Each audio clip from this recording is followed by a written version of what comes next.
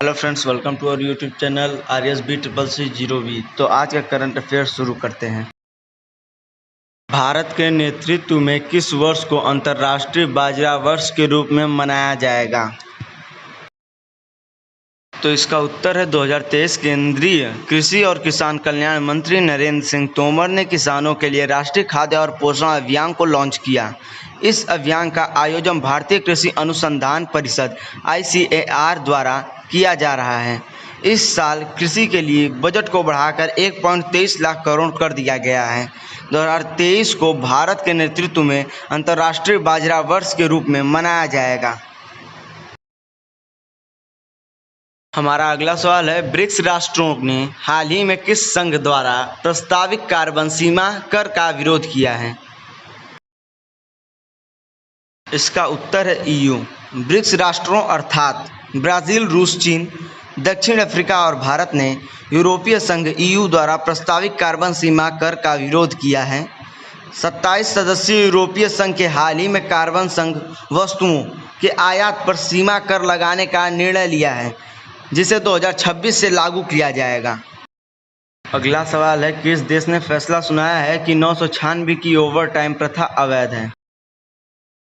इसका उत्तर है चीन। चीन के सुप्रीम पीपल कोर्ट ने हाल ही में घोषणा की कि 996 का ओवरटाइम अभ्यास सप्ताह में 6 दिन सुबह 9 बजे से रात 9 बजे तक काम करना अवैध है। कई चीनी प्रौद्योगिकी फर्मों के बीच इस नीति को एक सामान्य अभ्यास माना जाता है। चीन की शीर्ष अदालत और मानव संसाधन व सामाजिक सुरक्षा मंत्रालय ने ओवरटाइम काम के रूप में गठित दिशा निर्देश और उदाहरणों को प्रकाशित किया। चीन ने हाल ही में उपभोक्ता अधिकारों के लिए एकाधिकारवादी व्यवहार को लक्षित करते हुए प्रौद्योगिकी कंपनियों पर नियामक कार्रवाई की घोषणा की। हमारा अगला सवाल है, BS सीरीज जो हाल ही में चर्चा में रही, किस क्षेत्र से संबंधित है? इसका उत्तर है ऑटोमोबाइल। सड़क परिवहन और राजमार्ग मंत्रालय ने भारत श्रृंखला नामक नए वाहनों के लिए एक नया पंजीकरण चिन्ह पेश किया है। जब वाहन का मालिक एक राज्य से दूसरे राज्य में जाता है तो इस BH पंजीकरण चिन्ह वाले वाहन को नए पंजीकरण चिन्ह प्राप्त करने की आवश्यकता नहीं होगी। हाल ही में खबरों में रहा कुनमिंग डिक्लेरेशन किस देश से संबंधित है? इसका उत्तर है चीन। चीन में हाल ही में संयुक्त राष्ट्र को कुनमिंग घोषणा का शून्य मसौदा प्रस्तुत किया है। इस घोषणा में पारिस्थितिक सभ्यता की चीनी कम्युनिस्ट पार्टी की अवधारणा शामिल है। दस्तावेज में पक्षों से निर्णय लेने में जैव विविधता संरक्षण पर ध्यान केंद्रित करने और मानव स्वास्थ्य की सुरक्षा में संरक्षक के महत्व को पहचानने का ही आहरण किया गया है। COP15 जैव विविधता वार्ता अक्टूबर 2021 में होने वाली है। मेरा वतन मेरा चमन किस केंद्रीय मंत्रालय द्वारा आयोजित एक कार्यक्रम है? इसका उत्तर है अल्पसंख्यक कार्य मंत्रालय। अल्पसंख्यक मामलों के मंत्रालय ने भारत की आज़ादी के 75वें वर्ष के अमृत महोत्सव के हिस्से के रूप में नई दिल्ली में मेरा वतन मेरा चमन मुशायरा का आयोजन किया है। इस कार्यक्रम के दौरान देश के जाने माने कवियों ने अपनी कविता और दोहे का पाठ किया।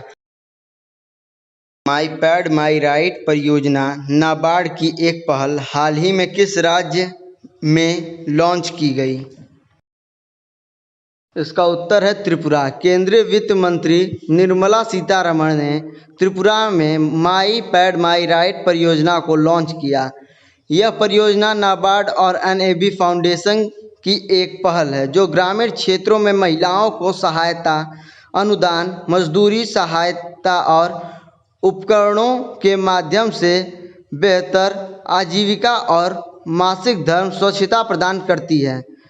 पहल के तहत एक सैनिटरी पैड बनाने की मशीन, 2 महीने के लिए कच्चा माल, 50 दिनों की मजदूरी, सामान के साथ पैकेजिंग सामग्री और 3 चरणों में 5 दिवसीय प्रशिक्षण प्रदान किया जाता है।